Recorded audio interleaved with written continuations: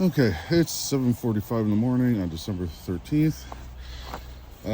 We got almost 2 feet less between 5:30 and midnight.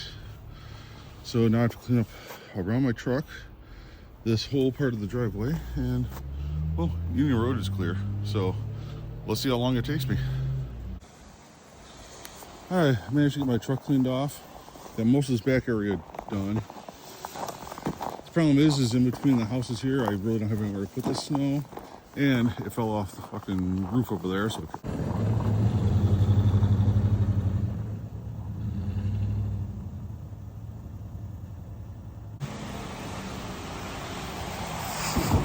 I did mailbox, fire hydrant. My landlord was in the area, so he cleaned up some of it for me. So thankfully, he normally doesn't make it around here. So yeah, fun times.